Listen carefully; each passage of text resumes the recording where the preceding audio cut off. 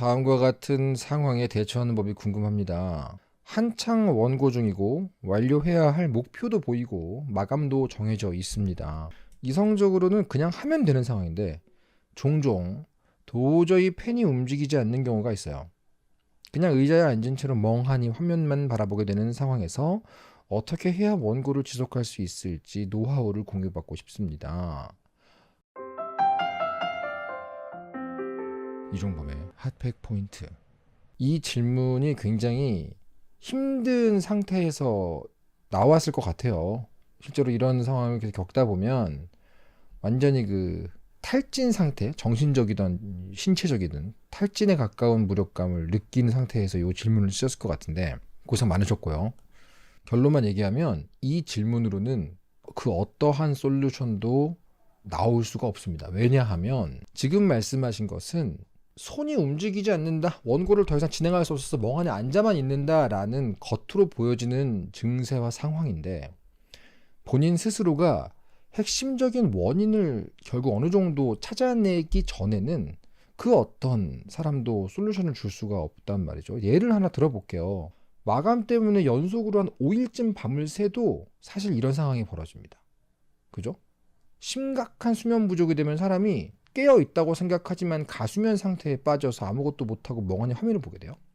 혹은 동시에 여러 가지 생각을 할 수 없게 태어난 사람이 있다고 칩시다. 그 사람은 오직 원고에만 집중을 하려면 다른 여러 가지 문제들이 다 해결이 돼 있어야 되는데 하필이면 얼마 전에 우리 가족에게 어떤 큰일이 벌어졌어. 혹은 부모님이 건강검진을 했는데 혹이 보이는데 어떤 문제가 생겼어. 그러면 이 사람은 그냥 원래부터 잡다한 곳에 마음을 쓸 수 없는 캐릭터이기 때문에 그런 문제에 계속 신경을 쓰여서 손이 안 움직일 수 있겠죠. 또 어떤 사람은 정확히 내가 이걸 왜 하는지 알지 못하면 못하는 사람도 있습니다. 그냥 그런 캐릭터가 있어요. 그냥 그렇게 타고난 겁니다. 그런 사람은 내가 이만아 왜 그리지라는 느낌이 드는 순간 멍하게 그냥 무력감을 느끼거든요. 그리고 어떤 분들은요, 안정적이지 않은 막연한 미래에 대한 불안감이 되게 크신 분도 계세요. 보통 그런 분들은 예술계에 많이 없어요. 왜? 이쪽은 불안정한 삶이 어느 정도 예정되어 있으니까. 보통 그런 분들은 공무원이나 사대보험과 월급 받는 그런 쪽으로 많이 가시죠. 근데 요즘 웹툰이 좀 잘 되니까 이제 어느 정도 그런 분들도 많이 오세요. 근데 이런 사람들은요, 이번 공모전에서 이게 과연 잘 될까 같은 질문이 한번 뿌리를 내리는 순간 작업 안 됩니다. 그리고 어떤 사람은 이런 경우도 있어요. 그냥 나도 몰랐는데 상담 한번 받아봤더니 실제로 자기 자신은 몰랐는데 경도 우울증이 아니라 중증 우울증까지 가 있는 상황인 경우도 있어요. 그런 경우는 자기 자신은 병식이라 그러죠. 인식이 없는데 사실은 굉장히 우울증 약을 먹어야 되는 상황이었던 거야. 그런 경우도 작업 못하죠. 심적인 탈진 상태였던 것 같다. 갑자기 지친 느낌이 들면서 무력감이 들었던 것 같다. 이 경우에도 목표가 중요한가요? 이유가 중요한가요? 아니면 스트레스에 대한 내성이 이제 떨어진 건가요? 아니면 그냥 기본적으로 마음의 체력이라고 할 수 있는 게 떨어진 건가요? 불안의 문제인가요? 이 모든 것들은 다르거든요.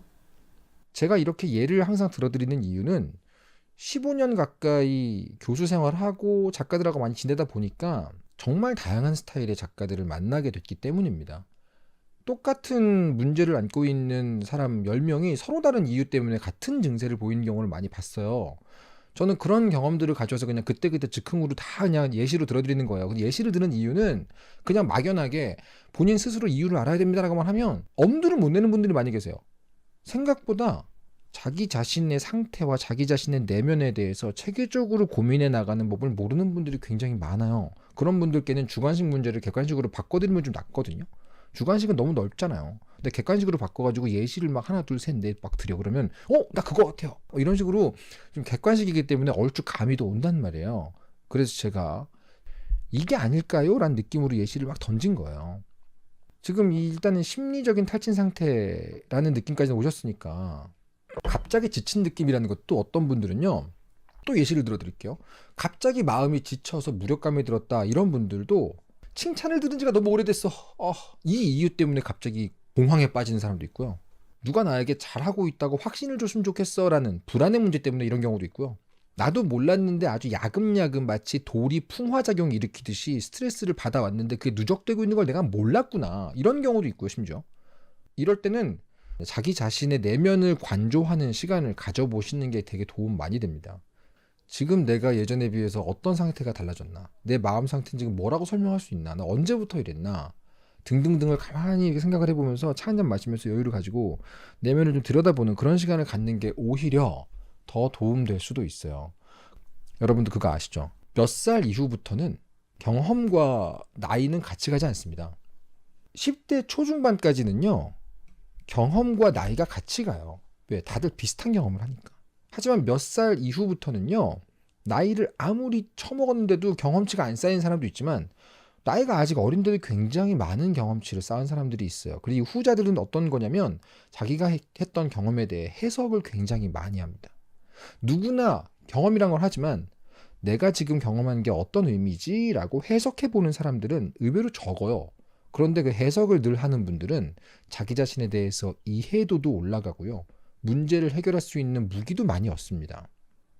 똑같이 연애를 하다 헤어져도 어떤 사람은 그냥 울고불고 나쁜 놈 욕하고 마는데, 어떤 사람은 내가 최근에 했던 연애가 과연 어떤 의미지? 나의 어떤 부분을 나에게 알려줬지? 같이 해석을 엄청 하시는 분들이 계시거든요. 저도 그랬어요.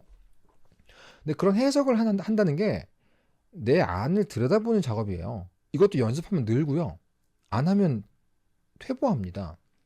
근데 웹툰 작가 같은 이런 업계에 계신 분들은, 저는 개인적인 생각이지만 이 작업을 꼭 해야 한다고 생각하는 편이에요. 내가 마음이 왜 이렇게 지금 힘들지? 막 고민을 해봐. 작업하면서도 막 나에 대해서 궁금해해. 그런 시간을 1년, 2년, 3년 보내다 보면, 아, 나는 독자들이 굉장히 중요한 사람이구나. 아, 나는 칭찬이 되게 중요한 사람이구나. 아, 내가 가장 못 견디는 건 뭐구나. 이런 것들을 좀 알게 됩니다. 이런 해석이 누적된 사람이 보통 우리가 얘기하는 지혜로운 어른? 이런 느낌이 좀 들거든요. 일단 주변 상황 문제나 개인 확신이 부족했던 건 아닌 것 같다. 이렇게 질문을 저랑 얘기가 왔다 갔다 하니까 좀 단서가 나오잖아요. 그죠? 다음에 또 이런 상태가 찾아오면 그냥 조용히 차를 좀 타가지고 뜨거운 차를 마시면서 지금 내 상태가 어떤 거냐, 내 머리는, 내 이성은 그냥 하면 되잖아 라고 얘기하지만 왜 지금 못 그리고 있는 거지? 하고 그 이유를 되게 섬세하게 들춰 보시는 시간을 가져보라고 좀 권해보고 싶습니다. 제가 좀 더 조언을 드리자면, 자신의 경험을 해석하는 데에 도움이 좀 되는 것은 생각보다 논리적, 체계적, 합리적인 접근인 경우가 많아요. 반복되는 상황의 공통 요소가 뭐였지? 이런 거. 아, 내가 그때, 저때, 그 전에 다 이래서 그랬구나 라는 식으로 공통 요소를 뽑아본다거나, 되게 과학자가 실험 설계하듯이 비교군, 대조군 같은 것들을 혼자서 만들어 보면서 자신을 막 고민해보고, 이게 되게 중요합니다. 실제로 뭐 자기 자신에 대한 인식, 아, 내가 생각한 기준에 못 미쳐. 그런 느낌? 소위 누군가는 완벽주의라고 얘기하는 그런 사람들도 이런 똑같은 일을 겪을 수도 있고 그렇습니다. 저의 경우는 뭐 드물게 비슷한 탄력감, 무력감을 느꼈던 경험을 꺼집어내어 보자면, 저의 경우에는 지금 내가 만들려고 하는 원고의 내용, 이 그리려는 이 원고의 내용이 의미가 있나? 세상에 나와서 조금의 변화라도 줄 수 있는 내용인가? 그려져야 되는 의미가 있는 것인가라는 그런 가치 판단 있죠. 가치 판단. 그거에 의문점이 한번 들면 저는 손이 못 나갔어요.